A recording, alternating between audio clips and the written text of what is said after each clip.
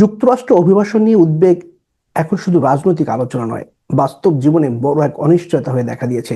বিশেষ করে বাংলাদেশি অভিবাসীদের মধ্যে ভয়, বিভ্রান্তি এবং গুজব প্রতিদিনই বেড়ে উঠছে। এই প্রেক্ষাপটে যুক্তরাষ্ট্রের হোমল্যান্ড সিকিউরিটি বিভাগের প্রধান ক্রিস্টি নোম তার অফিসে একটি ব্রিফিং করেছেন এবং তার ক্ষমতার 1 বছরের কার্যক্রম নিয়ে যে বক্তব্য দিয়েছেন তা পরিষ্কারভাবে বোঝা জরুরি। আতঙ্ক নয়, বরং সচেতনতা প্রতিবেদনের প্রধান লক্ষ্য। আপনি যদি PBC24 টেলিভিশন চ্যানেলটি সাবস্ক্রাইব করে না থাকেন তাহলে এখনই সাবস্ক্রাইব করে নিন। তাহলে আসুন বিস্তারিত জেনে নেই।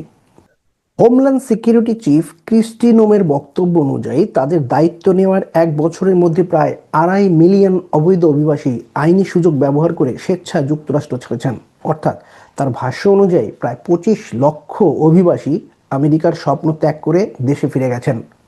এখানে একটি বিষয় পরিষ্কার করা জরুরি, এদের বড় অংশটি কাউকে জোর করে ধরপাকড় করে বের করে দেওয়া হয়নি, বরং নোটিশ, কোর্টের ডেট অথবা ভবিষ্যতে কোনো কঠিন সমস্যার মুখোমুখি যেন তাদের হতে না হয় সেই জন্য তারা নিজেরাই চলে গেছেন।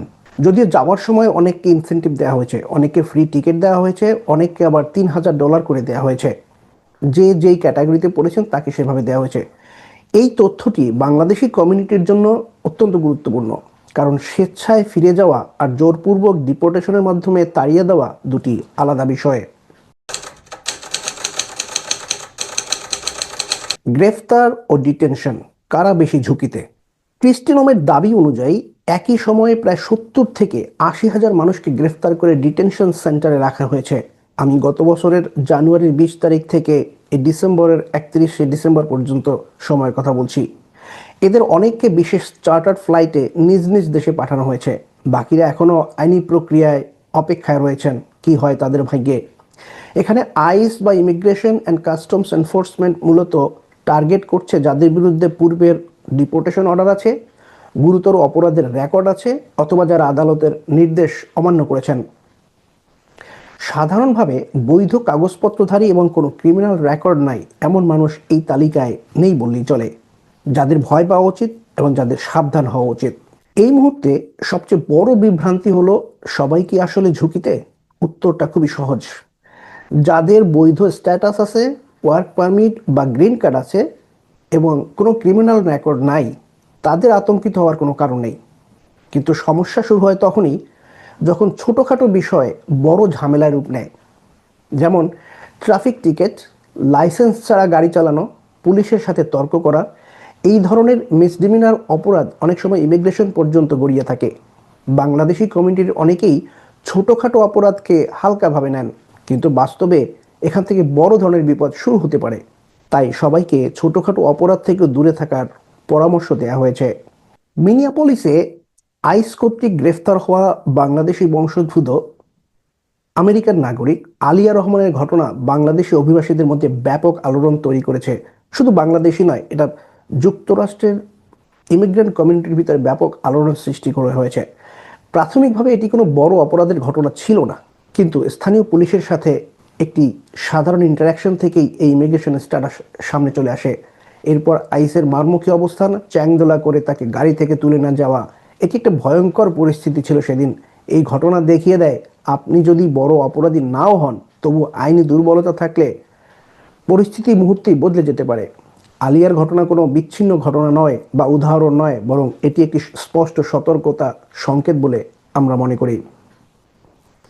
আলিয়া কিন্তু বাংলাদেশের সিটিজেন, মানে বাংলাদেশ থেকে খুব কম বয়সে এখানে এসেছেন, এদেশেই বড় হয়েছেন, এখানেই তার সিটিজেনশিপ। কিন্তু তারপরেও তার উপরে যে আইসির যে কর্মযোগ্যতা বিশ্ববাসী দেখেছে, এটা আসলেই ভয়ঙ্কর এবং আতঙ্কিত। তাই সবাইকে সচেতন হওয়া উচিত। বাংলাদেশি অভিবাসীদের করণীয় ভয় নয়, প্রস্তুতি নিন। এই পরিস্থিতিতে সবচেয়ে বুদ্ধিমানের কাজ হলো সচেতন থাকা, নিজের কাগজপত্র আপডেট রাখা, কোনো আইনি নোটিশ এলে অবহেলা না করা, ট্রাফিক আইন মেনে চলা এবং প্রয়োজনে অভিজ্ঞ ইমিগ্রেশন আইনজীবীর পরামর্শ নেওয়া। গ্রিন কার্ড থাকলে রিয়েল আইডি বানিয়ে সাথে রাখা, সিটিজেন হলে এনহান্স লাইসেন্স অথবা পাসপোর্ট কার্ড করে সাথে রাখা। এই ছোটোখাটো বিষয়গুলি যদি আপনি এড়িয়ে চলতে পারেন, আপনার সাথে কাগজপত্র থাকে, তাহলে অনেক বড় ঝামেলা থেকে আপনি বেঁচে যেতে পারেন। কিন্তু যাদের কাগজপত্র নেয় বা ভ্যালিড কোনো ডকুমেন্টস তাদের কাছে নাই, তারা হয়তো বাইরে বের হওয়া বা সামাজিক রাজনৈতিক গ্যাদারিং না যাওয়াটাই এখন বুদ্ধিমানের কাজ। কমিউনিটিতে গুজব ছড়ানো বা সোশ্যাল মিডিয়ায় ভয় দেখানো পোস্টে বিশ্বাস করা অনেকটা বিপজ্জনক। সরকার যে কাউকে ইচ্ছে মতো ধরছে এবং এই ধারণা আসলে পুরো সত্য নয়। তবে আইন ভাঙলে বা অসতর্ক হলে যে কেউ ঝুঁকিতে পড়তে পারেন। সব মিলিয়ে বলা যায় যুক্তরাষ্ট্রের বর্তমান অভিবাসন পরিস্থিতি বেশ কঠোর এবং অন্ধ। যারা নিয়ম মেনে চলছেন তাদের জন্য বার্তাটি স্পষ্ট, ভয় পাওয়ার কিছু নেই। আর যারা নিয়মকে হালকা করে দেখছেন তাদের জন্য সময়টা এখনই সাবধান হওয়ার। আতঙ্ক নয়, তথ্য আর সচেতনতা, এই তিনটাই বাংলাদেশি অভিবাসীদের সবচেয়ে বড় শক্তি। আশা করি এই দুঃসহ ভয়ভীতি অচিরেই কেটে যাবে এবং বাংলাদেশিদের ভিসা দেওয়া শুরু হবে, আবার প্রাণ চাঞ্চল্য ফিরে আসবে আমাদের অভিবাসী কমিউনিটিতে। সেই পর্যন্ত ভালো থাকুন, সুস্থ থাকুন, আল্লাহ হাফেজ।